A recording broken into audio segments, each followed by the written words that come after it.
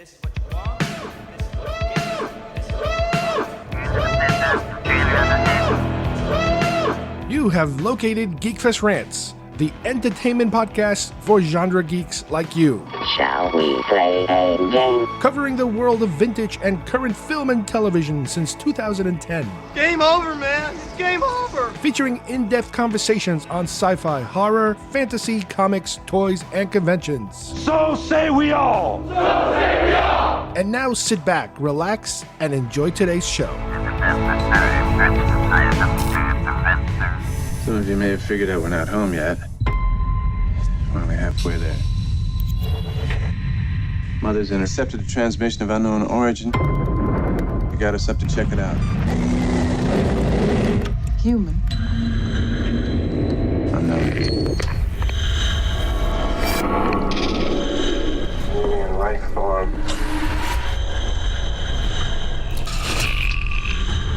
Wait a minute, this movement.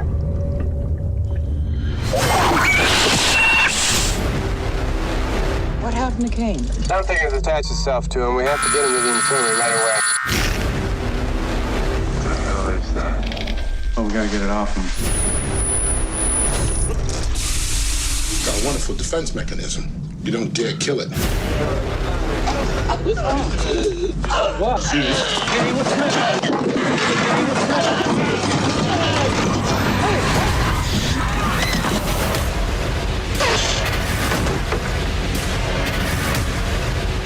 gotta be a way of killing it.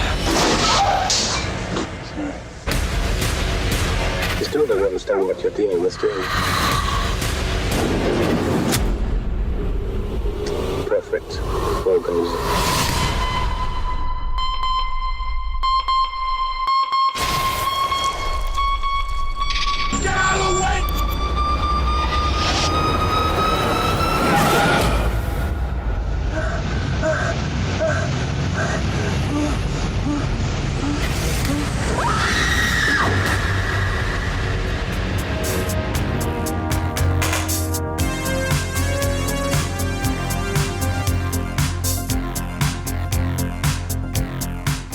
Hi, everybody, and welcome once again to GeekFest Rants. My name is Carlos Perron, and today we are going to look at a making-of book, which is one in a series of making-of books by the late Jonathan Rinzler for the making of Alien, the original Ridley Scott Alien film.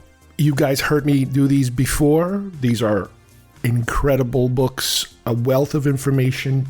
We're going to try to dig as deep as possible into some of the things that we never knew before. But as I will mention during the podcast, reading these books is a commitment. Think of it as a college course that you're taking, in the making of a specific film.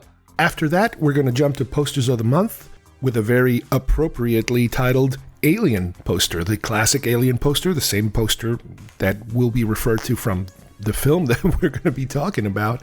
A very different kind of poster, not my particular favorite style of poster making, but nonetheless a classic. When you see that picture, that's the movie that you associated with, the particular graphics that were used and images that were used. It is very, very iconic. And then we jump to Conan the Barbarian, but not the one-sheet film release poster, because we've talked about that one in the past, I believe. But no, we're going to talk about the teaser poster, the poster that was apparently released years earlier in Europe to kind of get people, all excited about the fact that this movie was going to be going into production, and the particular artists that they chose, to represent this poster. It's very, very deep story into the artist Frank Franzetta. So let's get started with the making of Alien. Klaatu, Miranda. You must burn the books, Montag. The books have nothing to say. When I was your age, television was called books. You, Mr. Bemis, are a reader. A reader? A reader. A reader of books, magazines, periodicals, newspapers. All right, today we're going to start with The Making of Alien, the Jonathan Rinzler book. This is my third, fourth, fifth, sixth, possibly sixth Jonathan Ritzler book that I've read as far as making of books go. First, there were the first three Star Wars. Then there was the making of Indiana Jones films. And then there was the making of Planet of the Apes. This is when he diverted off of Star Wars and started doing other franchises. And then the one that I just finished reading was Alien. It took me a while to read this book. This book's been around for a while, but I wanted to take a little break because I did read The Making of Planet of the Apes, I don't know, maybe a year ago or so, or maybe a little longer than that. And these are big, big books. Not only are they coffee table sized books, but as I've explained in the past, there's a commitment when you decide to tackle a book like this. It's a big book. It goes through, because it follows a certain formula, a certain template, if you will. It follows everything from the development, the super early development of the story, all the way through getting the story sold to the studio, all the way through the pre-production work, the production, the post-production, the release, the after effect. It's very, very thorough. Obviously, the meat and potatoes of it is usually in the writing and production sections. But I also wanted to kind of cleanse the palate a little bit because, I read a lot of making of books and they're not all necessarily this thorough. I've been reading some other ones that are much, much thinner. It depends on what people put out. And the problem with a book like this is that you want everything to be like a book like this. One of the original complaints I had about the book, especially the first three films, the first Star Wars films, is that what you're getting really is a certain point of view. For Star Wars, it was very specifically a Lucasfilm point of view. You were presented the story of Star Wars by Lucasfilm, by Lucas, plain and simple. There were many other opinions that you could find on the internet, and I did find, and even books that go onto other areas that seem to highlight other things that Lucasfilm seems to kind of play down a little bit. But that's the point of view. I mean, everything has a point of view. Everything has its own objective opinion. And the original Star Wars books, making of books that Rinzler put out, were very specifically Lucasfilm's version of the story, of the history. And in a way, they have the right because they're telling their own story. So you do want to hear it from the horse's mouth in a way.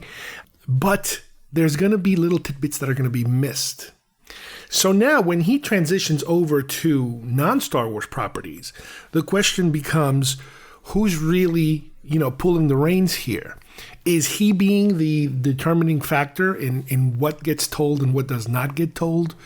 The publisher of the book? Is it the editor of the book? Who is it? Granted, with Star Wars, you're dealing with 20th Century Fox.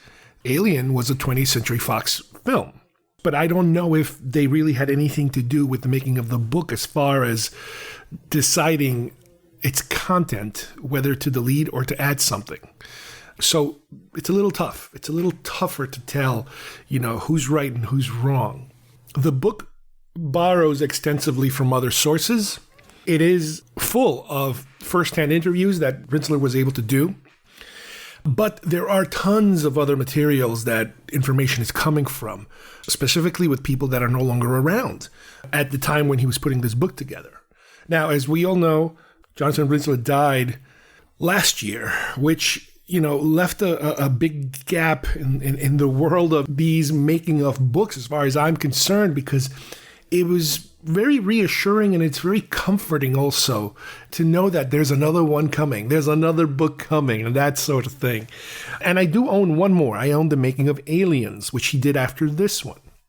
But I also know, because it was mentioned on previous books and on some online interviews, that he was working on a making of The Shining. And as far as I can tell, he had completed that book with a partner, I think, a while back. And now it's just sitting somewhere waiting to be published, I guess. And we'll see if it ever sees the light of day. I hope it does, because that would be another great peak, especially with somebody like Kubrick. Oh my God. Obviously, he would have had to done a lot of the research on his own and interviewed, secondary people and that kind of stuff. But that would be a great book. But we're getting way ahead of ourselves. With Alien, we don't have that much information in terms of when you compare it to Star Wars. Because Alien was a one-off kind of film until the sequels came, but because the sequels were done by so many different people, the Alien franchise doesn't have too much of a consistent, cohesive feel to it. A lot of it, you do get the impression that it is the vision of the director that you're seeing, the hired hand, which is one of the criticisms that Star Wars used to get, especially with the prequels, is that because it was always Lucas, you always got the same thing over and over and over again, and nobody was kind of reining him in. When you had Irvin Kershner, at least you had a little different kind of view into the film. But when you got Return of the Jedi, even though there was another director, the information out there was that Lucas was very, very on set, in control of everything. I'm not going to go as far as to say that Mark 1 was a ghost director, but Lucas played a heavier role, I believe, in Return of the Jedi than he did in Empire Strikes Back. Whether that's good or bad, that's up to you to decide, because all we have is the finished product.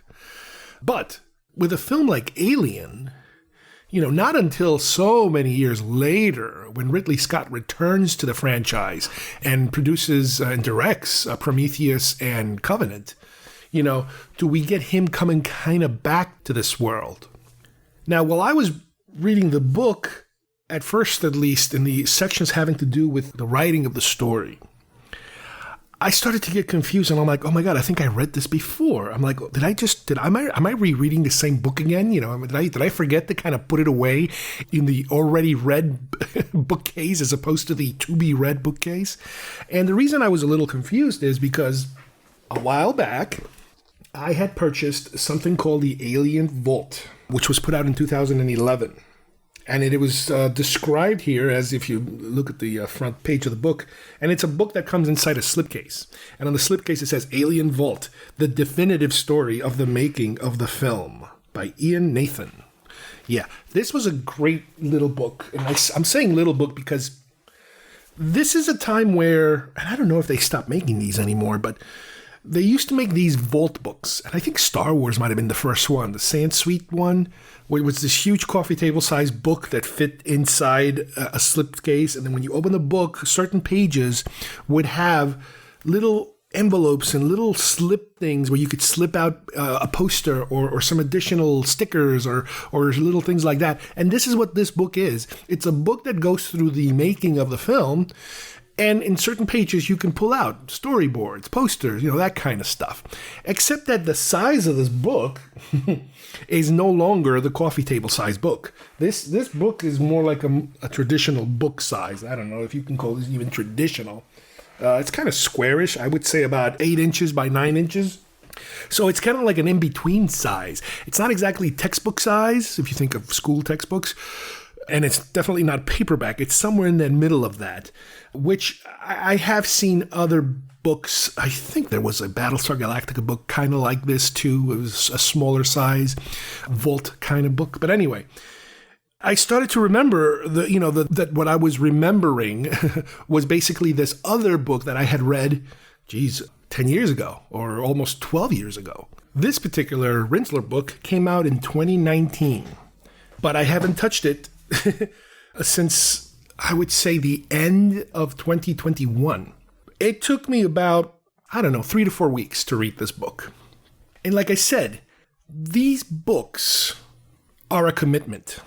It's almost like you're going to take a class in the making of a movie. You're taking a trip. You're committing yourself to spending a lot of time with a lot of detailed information in the process of the making of this film. And I mean, it's difficult to review it because I have not had a bad one yet. So far, these are all excellent books, and I strongly recommend this book. And I cannot go page by page because then it would take about 16 hours, to really tell you what's so cool about it. But in spite of that, I was able to jot down some information. And like I said before, I kind of remember a little of this in the past, from the previous book. But one of the main things that I remember, especially in this book, is the detailed information having to do with the writing credits of this story, of this film. And it's funny because I remember seeing all these names in the posters that I used to have. I used to have the Aliens poster, and there were certain names that I've never understood exactly who these people were. James Cameron was James Cameron. He was like the next George Lucas as far as I was concerned. He was, Spielberg, Lucas, size individual. And then there were all these other names that I'm like, who the hell are these people? I mean, yeah, they're producers. Okay, I guess they do a little of this, a little of that. And with Aliens, I remember that Cameron had a big part, if not all, in the writing of that film. However, because it's all based on Alien, they still have all the names of the original people that were involved in the creation of the story. But when you deal with this first story, the original people that thought up the story were a combination of Dan O'Bannon and Ronald Shusett. And out of the two, Dan O'Bannon had a little more street cred, if you will, in terms of he had just come off Dark Star with John Carpenter. And even though that was a collaborative effort, I think he was feeling like he was kind of being downplayed. He was being kind of overshadowed by the huge success that eventually Carpenter got. His friend Ronald Shusett, they got together and started writing this film, but Shusett was more of a producer individual. He was more of a guy with connections. O'Bannon was more of the creative individual, and Shusett was more of the let's get it done, this is how we do it in Hollywood kind of guy. So between the two, they are able to pitch this in many different manners, and they end up with this partnership where Fox is willing to invest some money in it, but they bring in Walter Hill, David Giler, and Gordon Carroll. Walter Hill was and is, I guess you could kind of say, if you remember him, a prominent director of the time and a writer-director. He's done a ton of movies, including The Warriors. And, Walter Hill was a very well-known name in the 70s and 80s. But one of the things that this book chronicles really well, it is the fights between O'Bannon and Hill and some of the other players of these producers that is part of, I guess it's called the Brandywine Company, which is the combination of these three writer-producers. To the point where with Fox, the contract that they sign for Dan O'Bannon is, okay, he's got the first screenplay, the first draft of the screenplay, and then they're going to pass it up to these other guys to polish the draft and keep polishing and polishing and polishing it. But with O'Bannon, they're also going to give him a credit of special effects director or supervisor or something like that, because he wants to kind of be involved in that. He just didn't want to be the writer who writes it and then doesn't see a piece of it. He wanted to be involved in the day-to-day production of the film. And in the book, you get to see that, how he just bangs into so many doors and knocks heads with just about everybody because they kind of blow him off a little bit, little by little, different people, which is something that I guess these days you wouldn't have because you wouldn't give that person that much leeway. You either hiring to do one thing or you hiring to do the other thing. You don't kind of let him hang out and be like an advisor, because this has happened before where writers, write something and then when you hand it over to the director completely changes everything. Or the producers, the studio, they completely change everything. And that forms a really bad relationship between the writer and everybody else because then they're like, well, they always mess up my work and that kind of thing. And that's seemed to be a general sentiment that you get out of this, with O'Bannon of how he felt slighted. However, when it came to the end of trying to figure out credits.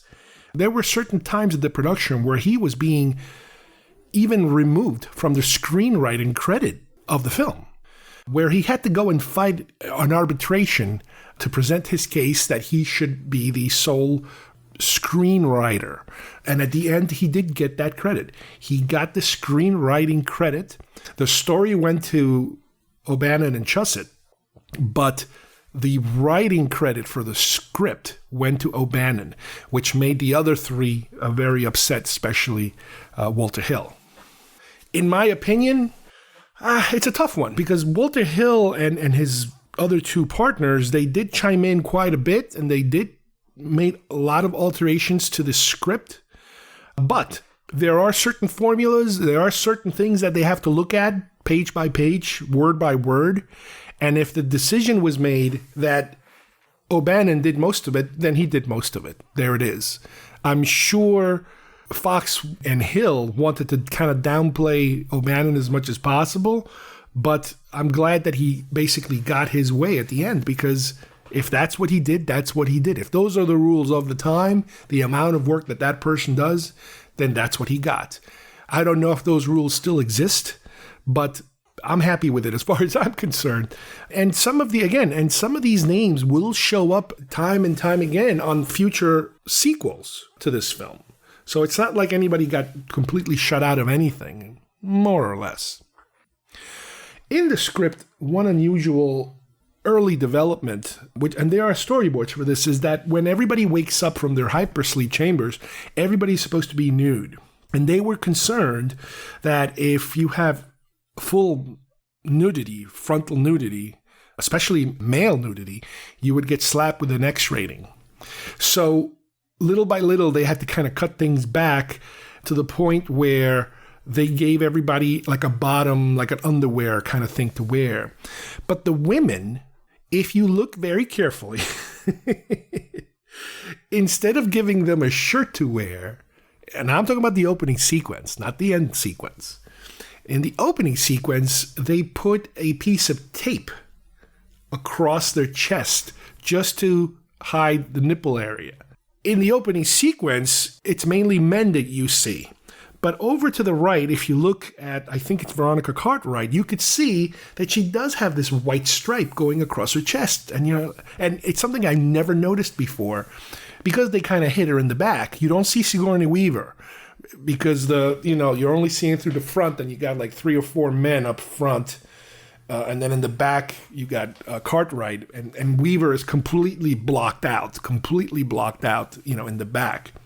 But that's something I remember that in the script, they were very prominent about, that everybody should be waking up fully naked. And you kind of figure, well, I guess that makes sense, because it's a very medical device, this cryogenic chamber that you're in. Clothes would just make things a little more unhygienic, you would imagine, or something, But that's something to look out for. The script also has a lot of things that I don't notice until recently. In other words, there was a certain way that they were writing, and this might have been Walter Hill, because this might have been part of his additions to the script. I'm not entirely sure. But the little chit-chat that people are having across the dining room table in the mess, and they're talking about stupid stuff that makes no sense, that doesn't really matter to anything. But there was a reference that Weaver makes, Ripley, to the cornbread. Oh, the cornbread this and cornbread that. And it makes me smile when I hear it now, or when I read it now, because in Aliens, there is a mention of cornbread when they're, when all the soldiers are having their meal. So I think these were deliberate callbacks that either Cameron or somebody else were making to this film, by bringing in these kind of things. And it happens a number of times.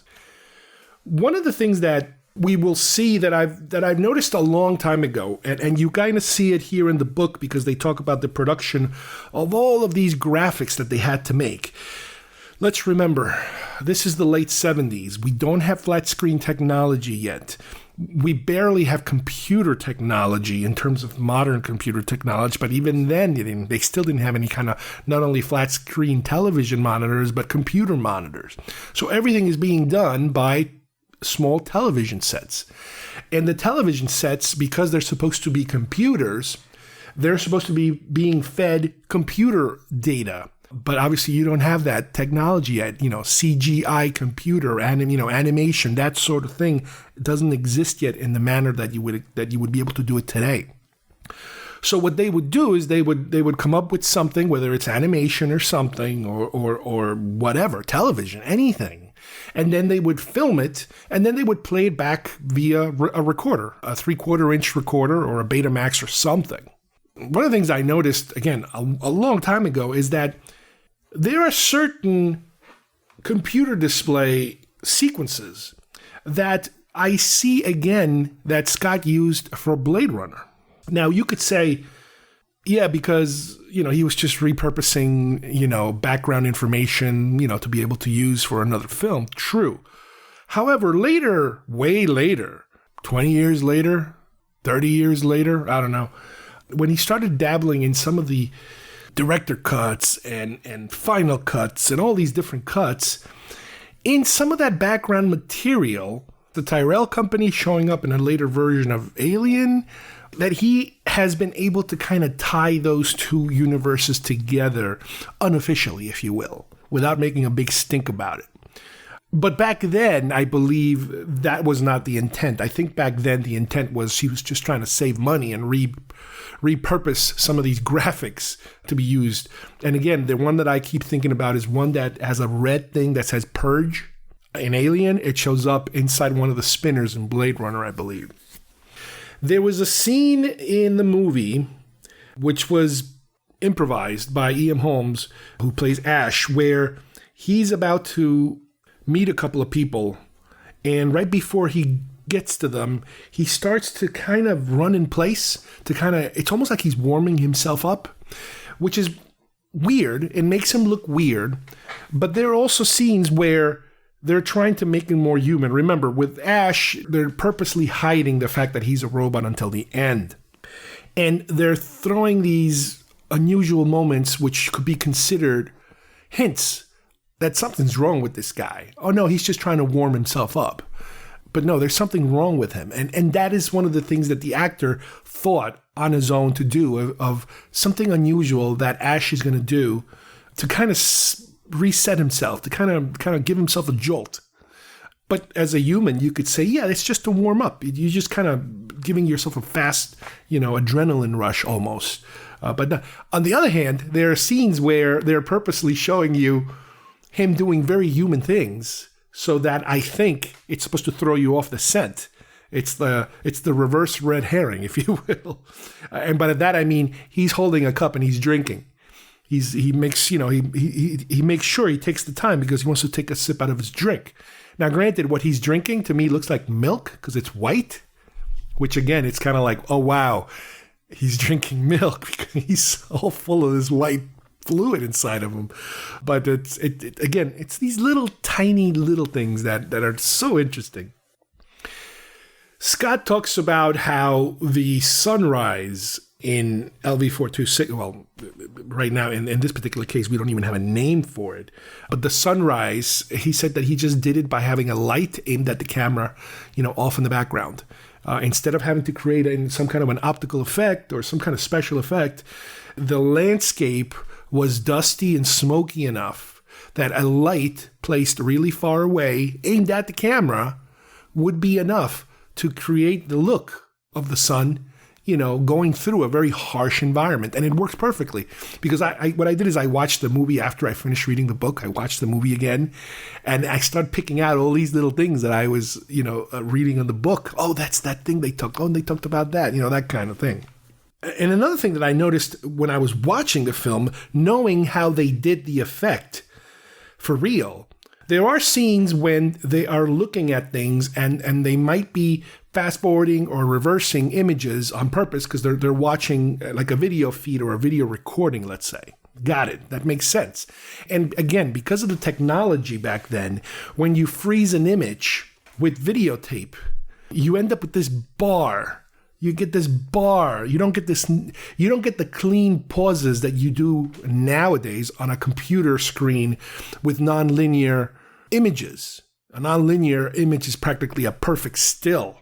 Solid, no interference of any shape or form. But back then, if you guys are my age and you remember VCRs and that's, recording devices, even they're using 3/4 inch video, I believe, again. And I remember using 3/4 inch video. When you pause those suckers, you got that slightly jarring motion sometimes, and the line that kind of showed you, one frame to the other frame, that kind of stuff.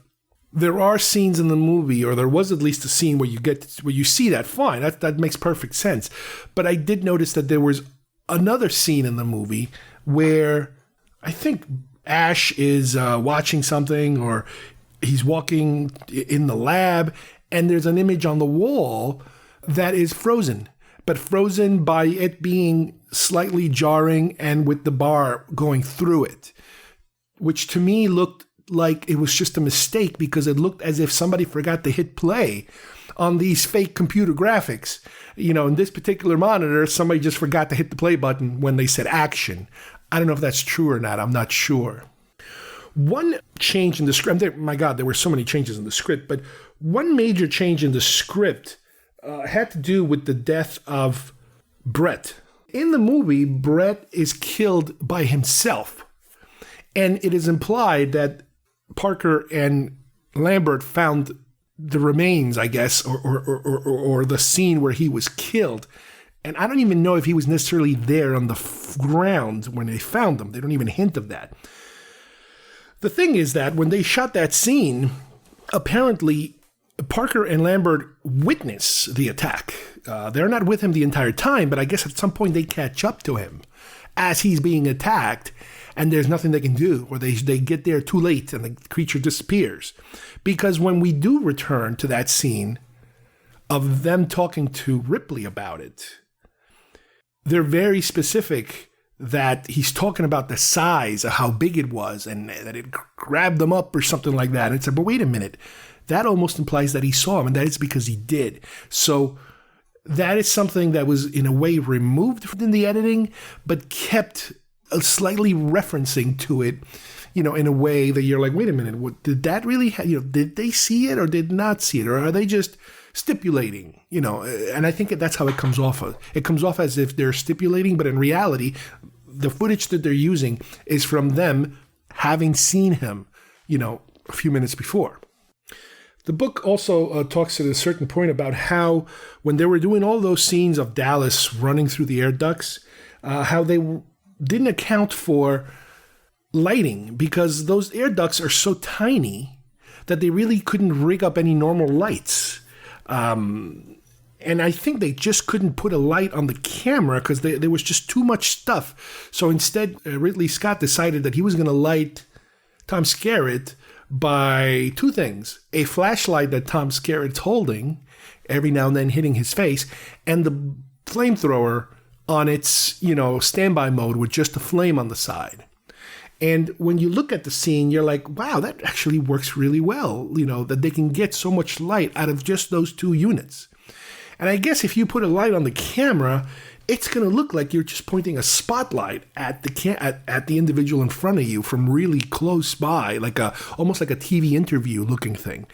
But those two other items that he's holding, as far as I'm concerned, work perfectly, to create the mood and to sufficiently light the actor. Another, not so much a sequence, but a number of sequences where Lambert kind of starts to lose it and she kind of gets hysterical. It's funny because, once again, watching that reminds me so much of Aliens and the Hudson character, which, again, he might have been doing a callback to this film by having a character react in that manner too. Hudson is the most likely, and he does, lose his composure, many, many times, just like Lambert does in this film. Once the film was done shooting principal photography, they moved on to special effects. And again, special effects was something that it was started a certain way, and then Scott wanted to become more involved in it, and it changed so much once he started getting involved with it. So at the same time as he's overseeing the special effects, he's also editing the film with his editor. And there's a lot of this back and forth where he redesigns the Nostromo, the actual cargo, the stuff they're hauling. He redesigns that. He takes pieces, puts them on different places. Completely has the Nostromo repainted. At one point, the Nostromo was kind of like yellow. And then they went back to this, light grayish, kind of whitish color. And one of the things that he mentioned a lot is that he wasn't looking for Star Wars action. In other words, he was looking more for 2001. So that's why a lot of the shots you see of the ship, they're very still, very slow moving. They tried to give you the sense of scale.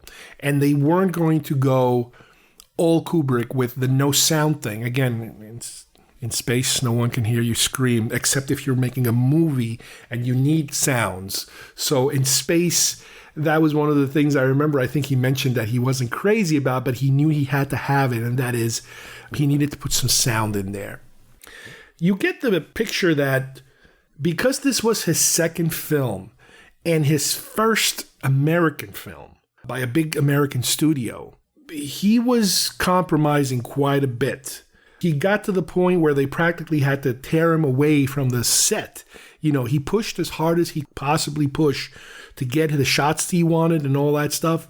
There's a whole section with H.E. Giger that goes through the book in terms of his involvement too, about how he, in a way similar to O'Bannon, where because he wasn't used to making films, this was the first time he made a film, they kind of didn't want him there. The producers want to always deal with, especially the studio, with people who are into filmmaking and know the rules of filmmaking. But when you bring in an artist, there's the potential danger that the artist is going to go all artsy on you and demand certain things. And he did. He wanted things done a certain way. And there was this back and forth between him and other artists that were hired by the studio and the producers and Scott and O'Bannon. And there was this tug of this, sometimes it was like a 4 or 5 way tug of war for creatively how things should look like. And while the movie was being shot, Giger also was working on a documentary, which is on YouTube, which is really interesting. The fact that it exists, it's out there, of him, the making of the movie through his eyes.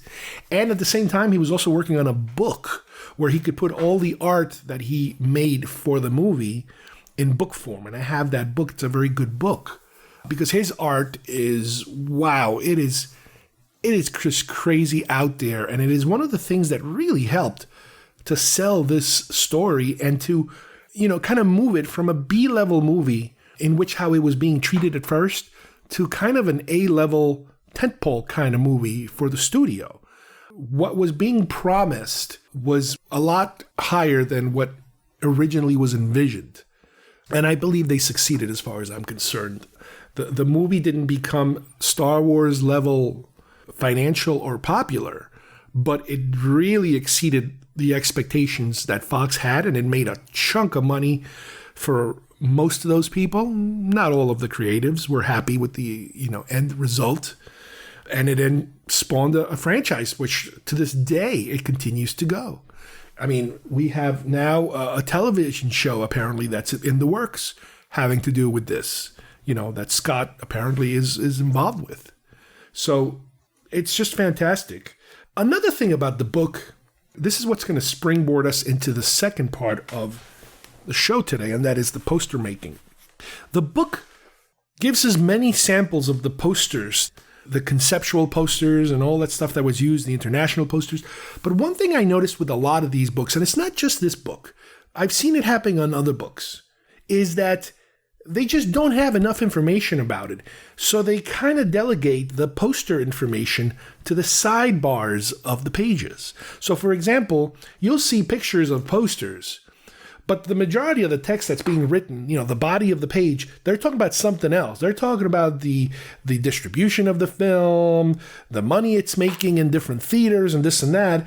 But then in the sides of the page, I forget what the name of the technical name for those white sides, those borders, where they have the little inserted text that tells you what the photo on top of it is about. That's how they tell you a lot of the information having to do with the posters. And that's something that's a little disappointing for me because I'm a big poster person. And it's very hard to get a lot of information on the design and the creation and the different steps that a poster took to become what it became, in its final process. And this is one of them, where they show you the final poster, but the information about how that poster got to that point is just not, it's either not there or not enough of it. So that is another criticism I would say about this and many of these types of books, is that they relegate the poster design off to the side. It's almost like the toy making thing. Oh yeah, and by the way, and they made some toys too. It's one of those kind of things. But even toys, I think they talked about them, a little more thoroughly than the poster design. But yeah, stay tuned because we are going to talk about the Alien poster next. But this book, just get it. Go and get it. I know it's probably cheaper than it was when it first came out. These books usually drop in price. You cannot go wrong if you are into films the way I am, all those making of type of things. Because what happens with me is like once I finish reading the book, it's like, I want more. I need more. So then you go to YouTube and start looking for any making of featurettes or documentaries. And then you go to the streaming services and you find, I found like there's at least one or two different H.E. Giger documentaries out there about his work and his involvement. It's just insane the amount of stuff that's out there. Then the DVDs, the different versions of DVDs, the anniversary versions and the director's cuts and blah, blah, blah, and the quadrilogy. And there's so many other media. There's so much more media out there that will give you even more information that backs up. It's good because it backs up what you're learning in this book. Usually, supplemental material doesn't do justice. The only time I remember supplemental material being really, really good is when the early days of Laserdiscs were coming, where you could watch the movie and then you could spend hours and hours with all this supplemental material on these bonus discs that came with the lasers. Man, those were the good old days. But I think now, like I said, they have made so many different documentaries that there's a lot. I mean, you could have a college course on the making of this film between the book and all the media that exists out there. So a very strong recommend as far as I'm concerned regarding The Making of Alien by Jonathan Rinzler.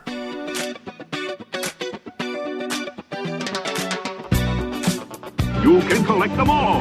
You are a toy! Batteries not included. Get those wonderful toys. Details on specially marked packages at participating stores. Is that the $6 Million Man's boss? It's Oscar Goldman. Why do you have that? That's worth a lot of money. That's much more valuable than Steve Austin. Action figures each sold separately. Hi, I'm Chucky, and I'm your friend to the end. Some assembly required. All your favorite Star Wars heroes and villains. I have 3 of each. 1 to display, 1 to open, and 1 just in case. All right, for our first poster of Posters of the Month, we are going to begin with Alien. Appropriately enough, we were just talking about the making of Alien, and I did mention about the lack of information directly from the book. I mean, there is some information, don't get me wrong, but just like most other posters, I have to go online and dig around a little deeper for information having to do with the creation of this poster. The poster that I'm talking about is the more or less all black poster with the word alien on top. You have an egg in the middle that seems to be cracking and some kind of a yellow-green misty goo is coming out of there. Tagline says, "In space, no one can hear you scream." Below it, you see some kind of a floor or a grid-looking surface with a green horizon sort of coming up. And then below, extremely below, I wouldn't even say a quarter, but maybe a fifth or even a sixth, space-wise, you have all the credits of all the participants of the film. This is a tricky one because this is a poster that was done more or less by an agency. Even though we do have the name of the actual artist who did it, His name is Philip Gibbs. He was the art director for a company that he worked with, Steve Frankfurt. Now, sometimes when you go online, and if you try to research this particular poster, you're going to see Frankfurt's name come up quite a bit. And it is possible because Frankfurt more or less ran the agency and Gibb was more or less the talent. And this is something that happens time and time again where the agency will kind of take the credit indirectly for the artist unless you kind of challenge them on, okay, but who actually drew this or who actually designed it? This wasn't a drawing, first of all. This was a kind of like an airbrush selection of early photoshopping, if you will, where you cut and paste certain images, put them together. This isn't what I would call my favorite kind of traditional poster making technique. This is a little more, even though it is the late 70s, it is a more modern approach to where poster making is going. It's kind of heading in that direction already in 1979. Ridley Scott, in one of his video interviews from one of the many, many makings ofs, describes how the promotion of the film went in kind of two directions. For the trailer, they went to R. Greenberg Associates, which is a company that I'm actually familiar with, believe it or not, because of poster making, out of all things in the world. The only reason I'm familiar with R. Greenberg Associates is because they were the ones who did the special effects for the movie Predator. And I remember I had the poster for Predator, and I would always look at that. It said R. Greenberg Associates. It's like, wow, that's really interesting. But apparently they also did the titles here. And that's one of their specialties, was the creating titles, creating opening sequences, creating trailers with very heavy graphical information on them. The name of the movie, starring so-and-so, that kind of stuff. But they kind of went in that direction. They were going to handle the trailer part of it. And then for the media, for the ads, for the ad campaign and all that stuff, it fell on Frankfurt and Gibbs. However, as I mentioned before, the actual person that was more directly involved in the poster design was Gibbs. Not only was he more involved in the design of the poster and deciding to use the egg and to use these different items, and the layout of the poster and the manner of which you have the total void black, the egg, and that weird ground. His wife actually is the one credited with coming up with the tagline, "In space, no one can hear you scream." So, yeah, it's weird when you really dig into how something is created, that it's easier to say so-and-so created it, it's his company. Yeah, but there were people who actually were behind that. So it does become a little more difficult. And it's nothing new. When you're dealing with non-artists in terms of painters, sketch people, that kind of thing, when you're dealing with more of a modern thing, it always seems to fall usually more under the banner of a company than the individual person. Anyway, one of the biggest questions with this poster is that, yes, it's a super iconic poster, but the more you look at it, the more you're like, but wait a minute, things are not exactly how they are in the movie, in the poster. And by that I mean, let's start with the egg itself. Okay, the egg is not the egg from the movie. According to the making of book, they do mention that they were considering or even tried using it, but it just didn't work well. The color didn't work well, the brightness, the contrast, all that stuff just didn't work well with this particular design. Now, there were tons of designs. In the book, you see pictures of a lot of different attempts at designing, and some of them were done by some major, poster people of the time, different concepts. And for whatever reason, they kept coming back to the egg concept. And there is a picture of one that looks kind of like this, but it's not this. But it kind of looks like it's heading in that direction. It's heading in the direction of a far away kind of egg with some kind of a floor or a ground surface area. This one, like I said, it has an egg that is not exactly that egg. It is more like a chicken egg, if you think about it. It is the shape of a chicken egg. It seems to be suspended in midair, but it also has this kind of a bumpy, lumpy texture to it. which doesn't make sense. Obviously, the crack and the green, yellowy, oozy, misty stuff coming out of it is what creates the tension of what the hell is this? This isn't just a chicken egg. This is something weird coming out of it. So it does create that tension. The ground surface area also gives you that bizarre look. It's like a checkerboard pattern with these overlapping rod grids that are completely organic. They're not very mechanical, if you will, mathematical, I don't know. However, if you do look at the other comp of this poster, which I'm going to assume it was made by the same company, because unfortunately, like I said, the book doesn't go into that much detail as to who made all these, 8 different comps. This one looks so much like the one that I think preceded it, that in the earlier version, it had the ground, the surface area, being kind of like the inside of the spaceship, the derelict. You have all of that biomechanical looking surfaces, very, very obvious what it is.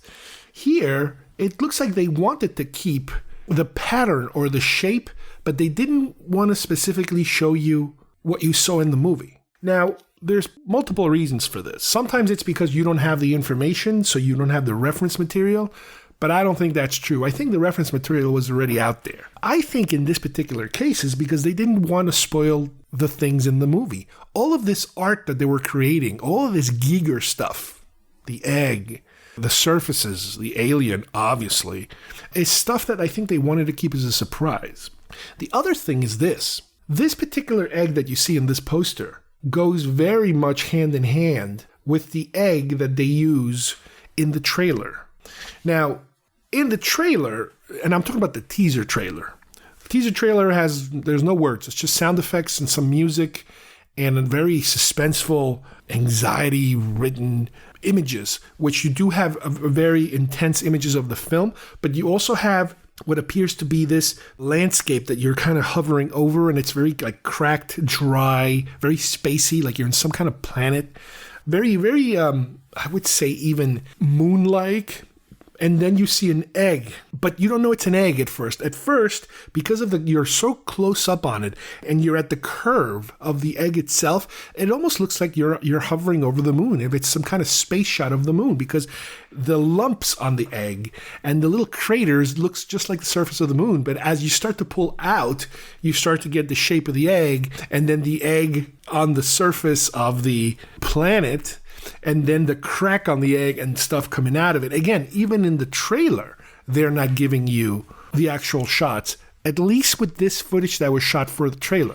Again, it's a little contradictory, I think, because of the fact that you're trying to keep the images away from the audience, but then the next couple of shots are actual shots from the film.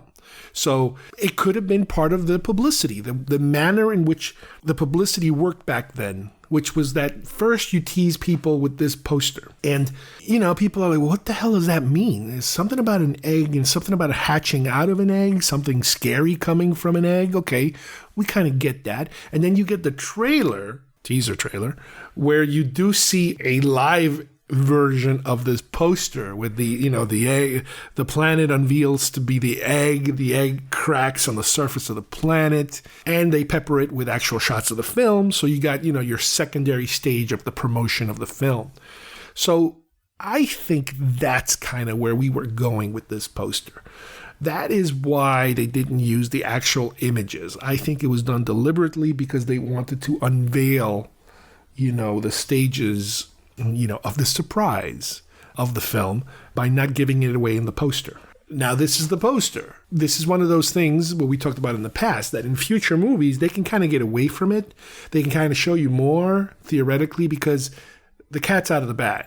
The surprise has already been shown to people. So this is the first time they can get away with being very, very vague and very mysterious about it.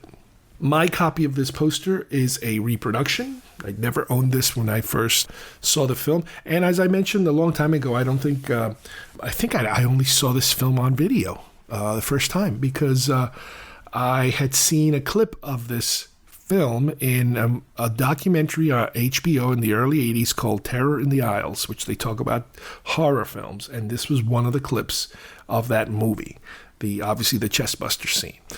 So, yeah, this is such an interesting example of what happens sometimes with these posters where the artists themselves get kind of lost in the shuffle, and the above board, the top level people are the ones that kind of end up taking credit for it for a very long time, until you start to dig and dig and dig and dig and try to figure out, where did this come from? How does this come about?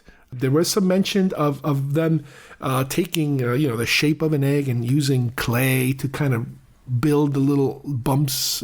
And for all we know, this might have been the same egg that was then used for the trailer, for the teaser trailer. So it could have been the same. They could have been working hand in hand. The other thing they do mention here is the fact that the font that they use, originally for the word alien, they were considering using a Giger alien. But again, the Giger fonts that he had created were very much in the vein of the look of the creature. So it's possible that they also didn't want to, again, give away too much by having the letters already hint at what this creature is going to look like or what the environment's going to look like. So instead, they went for this very basic, very plain, very cold, if you will, specific font.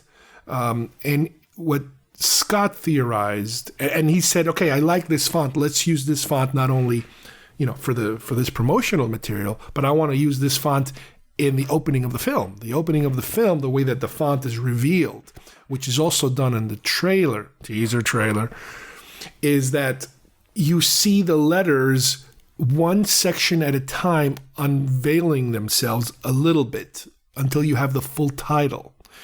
He liked that. What they did on the teaser, he liked it, so he also used it, on the opening of the film itself. His point of view was, and again, this wasn't his idea, but he kind of envisions it as, let's make it so that the font and the simplicity and the elegance of the font is also indicative of the alien itself, in terms of, we don't know what their society is like. We don't know how smart they are. This whole movie is them trying to kill each other. But nobody really takes the time to figure out, are they advanced? Are they smart? Can they communicate? That kind of stuff. So it's a weird little extra thing that he kind of threw in there. And it's the type of thing that even in the book, he explains that he would have liked to explore in a future film, maybe in a sequel or something. Not only the alien themselves, but the space jockey and the technology that created them and how they wound up there, which are themes that he will eventually explore 30 years later with Prometheus and Covenant. This poster, again, it is a classic, no matter how you slice it. I would say it's probably the best of all the posters of the franchise. Even Aliens, I'm telling you right now, even Aliens, I think it's a better poster than the Aliens poster. And the fact that the materials were used for the teaser trailer that are on this posters, it's a bonus amount of information. And I do remember back when I used to visit Hollywood Studios at Disney, and they had the Great Movie Ride. The teaser trailer for Alien was one of those rotating trailers that was in the main room as you waited to get into the ride. And the sound and the look and all that stuff that I'm watching now that's on this poster was right there on the big giant screen. Our second poster of the month is the teaser poster for Conan the Barbarian.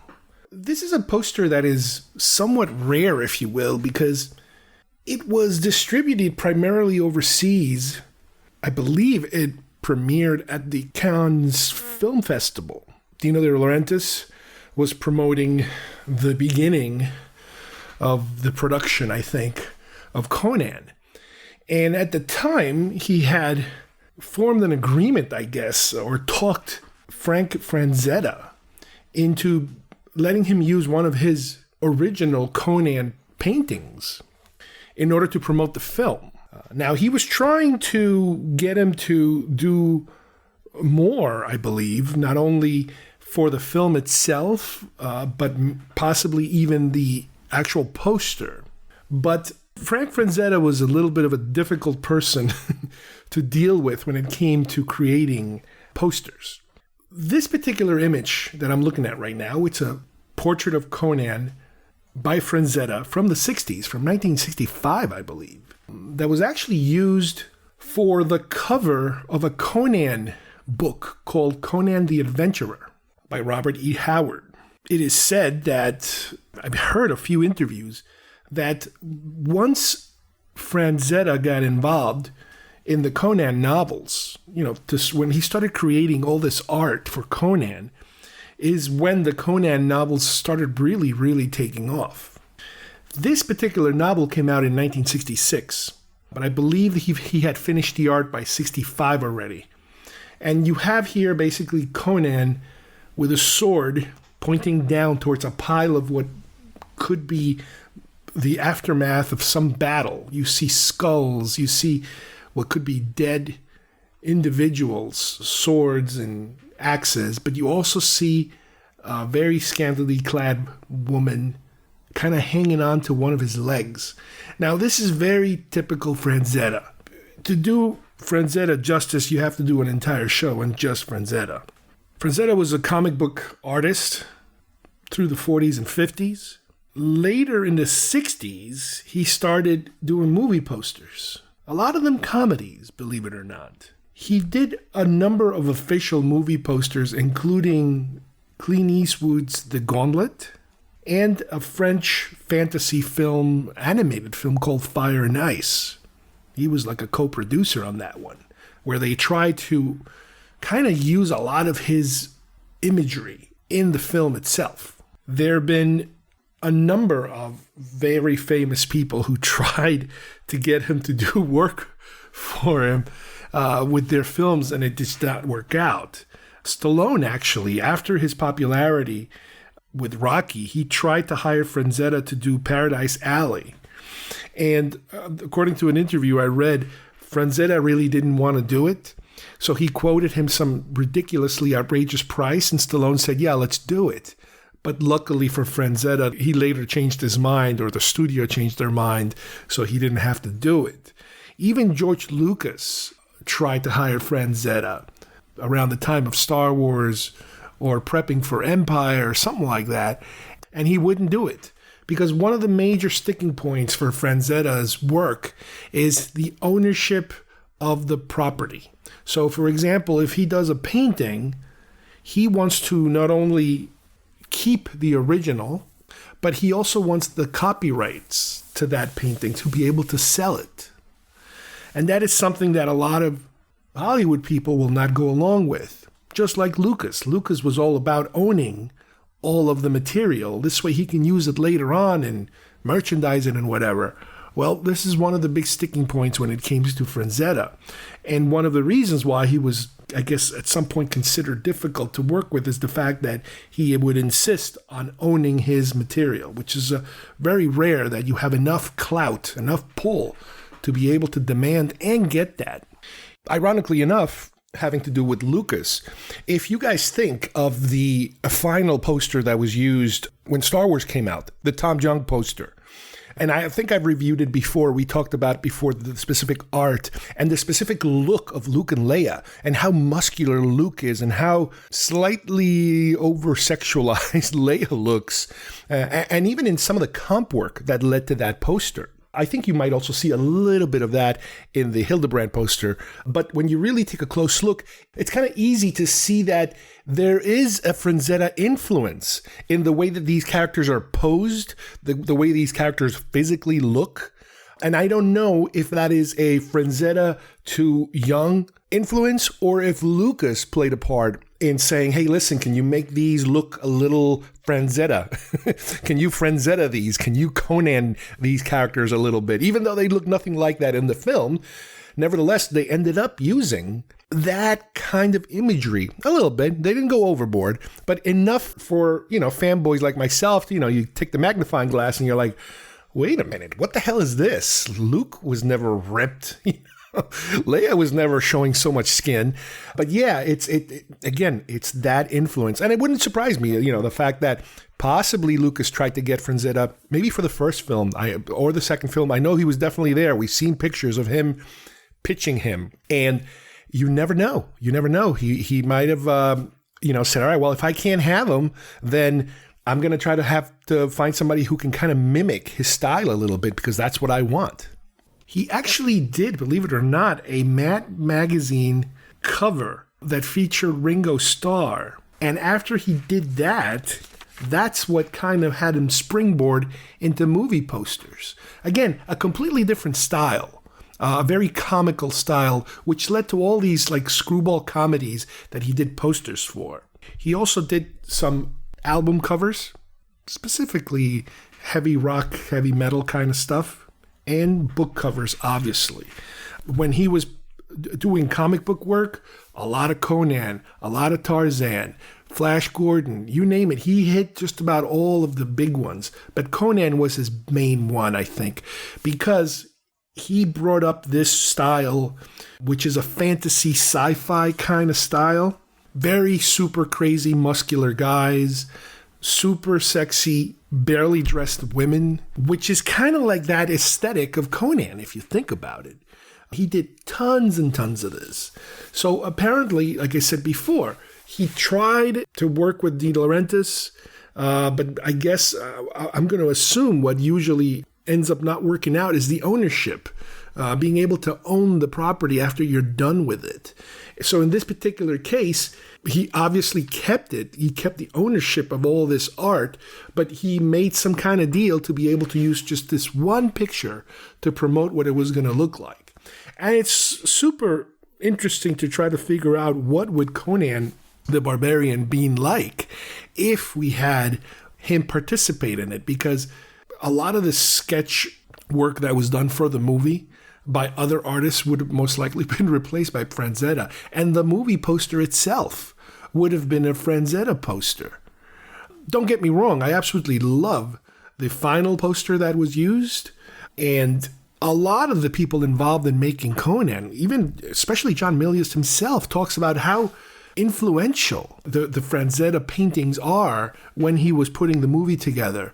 It's a shame they couldn't get him, to agree to work on it, but that is one of the pillars of the Conan mythology, is it not only the written word of the stories of the adventures, that were written by Howard, but the actual visuals that came along.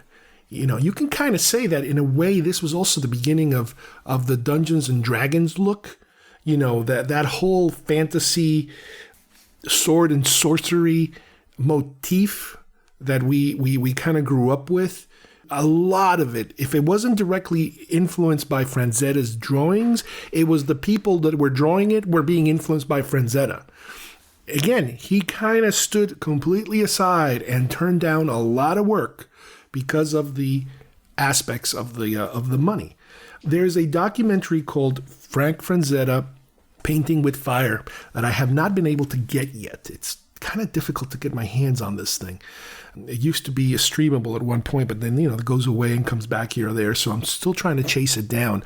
But he had this crazy, crazy success that then was followed up by some very tragic medical issues, to the point where before he died, I think around 2010 or something, there was a thing that took place with one of his sons where he tried to more or less steal some of his artwork. Because remember, he kept all his artwork. He had tons and tons of artwork, millions of dollars worth of artwork.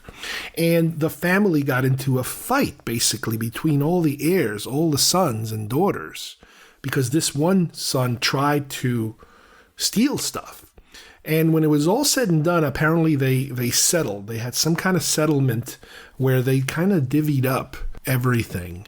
And once he passed, the art kind of went in different directions. Like the daughters have one chunk of the art.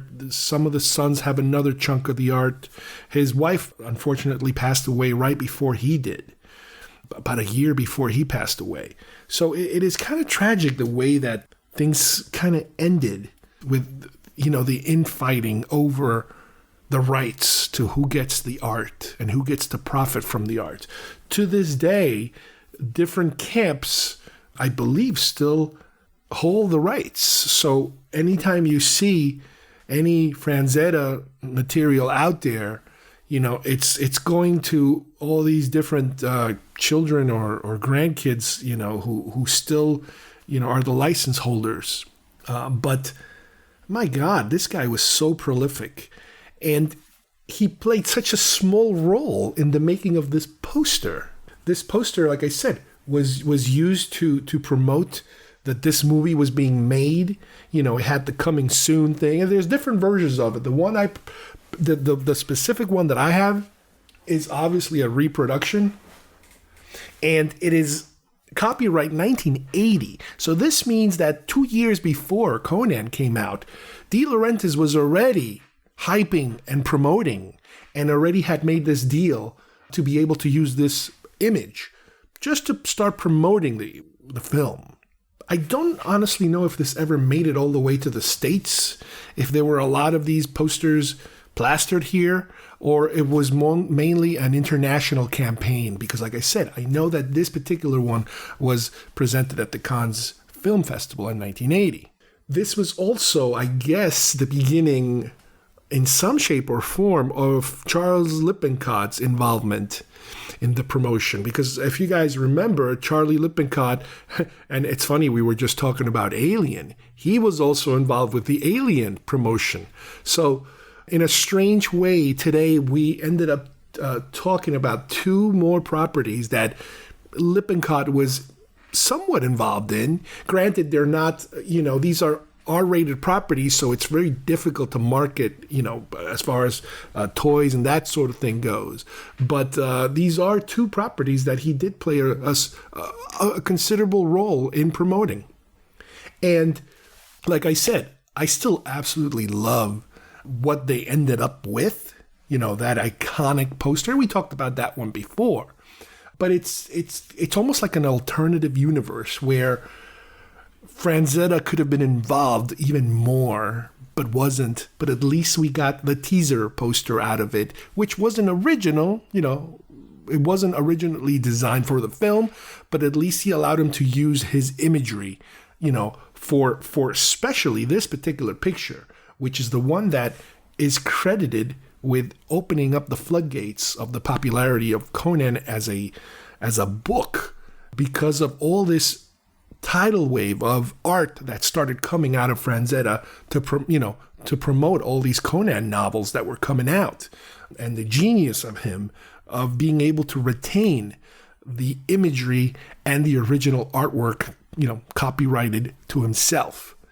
It's something that it's super, super rare these days, especially when you're dealing with studios and agencies. I mean, some of the giants themselves, the Struzans and the Castells and the Alvins, some of those guys were still having problems. I remember being able to retain their original artwork.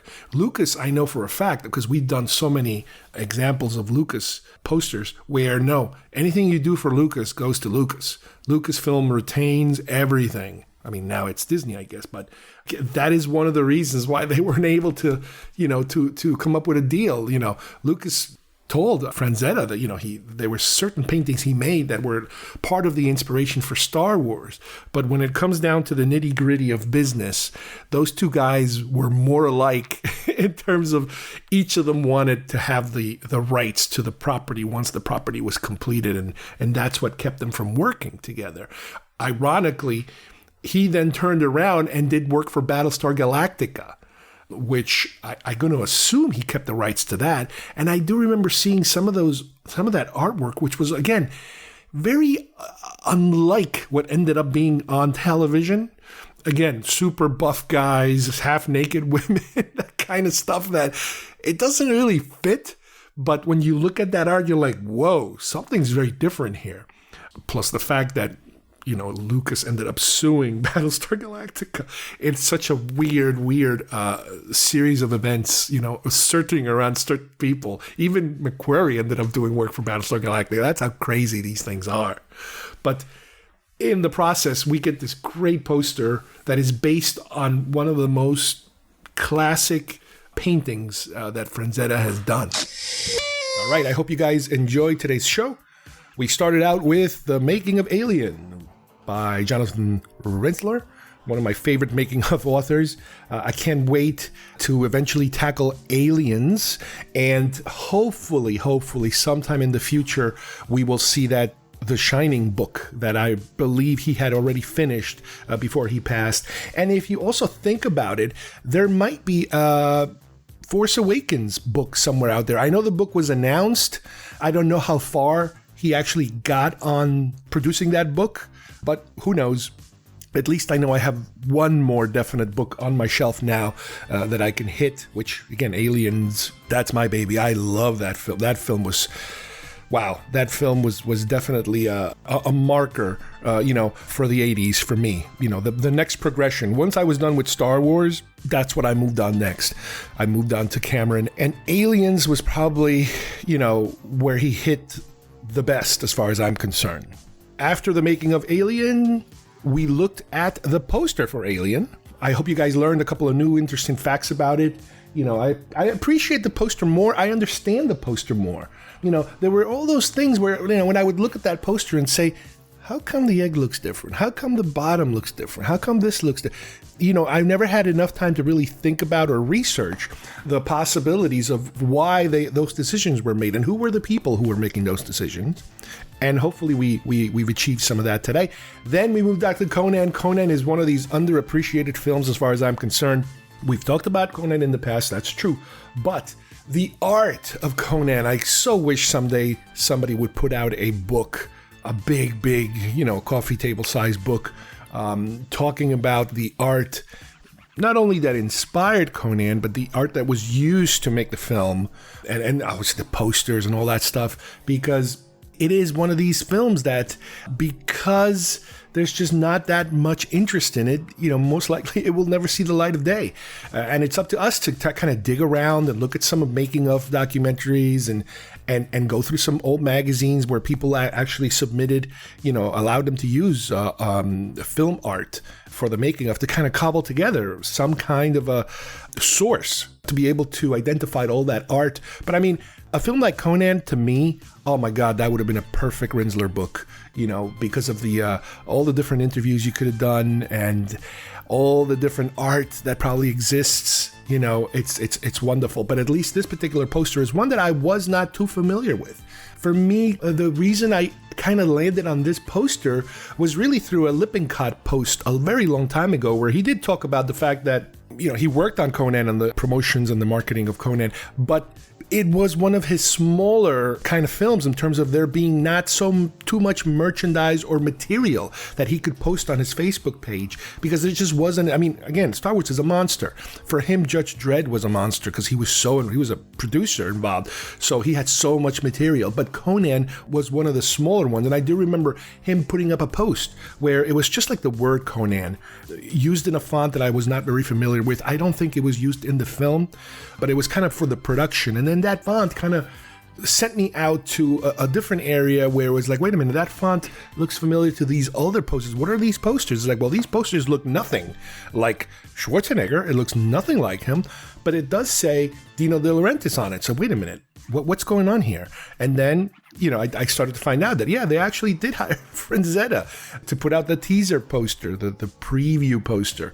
But unfortunately, he never continued with the film, to provide all the art for this film. But obviously, when you listen to some of these interviews and documentaries, especially from Milius, you find out how influential the style was. I believe in one of the quotes, he says that there were certain scenes that could have been ripped right out of a Franzetta painting. The orgy battle scene where Conan and his friends attack Tulsa Doom's castle.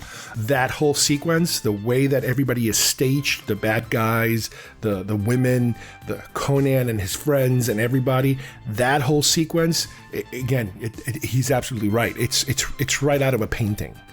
So anyway, thank you guys for listening as always, and we will see you soon here at GeekFest Rants. Bye-bye, everybody.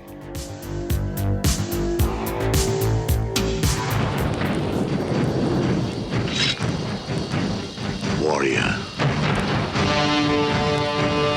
thief, gladiator, conqueror, Conan. They said you would come, a man of great strength, a conqueror.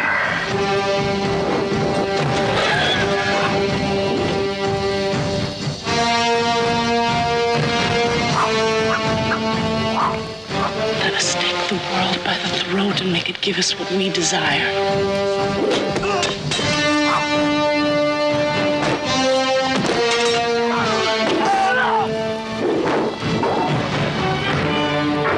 We'll all drown in lakes of blood.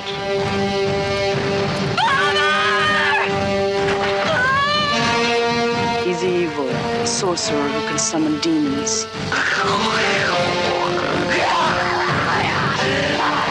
Now they will know why they are afraid of the dark.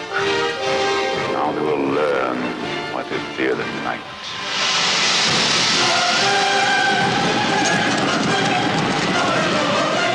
Out of an age undreamed of comes the most incredible adventurer of all.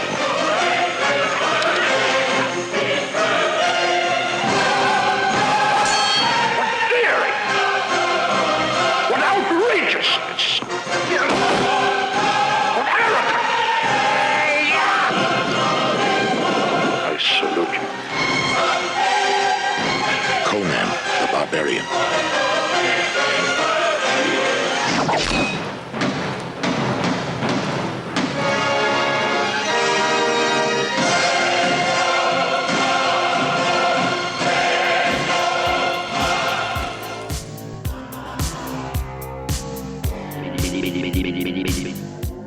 If you would like to subscribe to our show, send us messages, or see video links to some of the topics we talked about today, please visit our homepage at geekfestrants.com or our YouTube channel, Facebook page, or iTunes at GeekFest Rants. I don't know what we're yelling about! GeekFest Rants is produced by Carlos Perón, copyright 2022.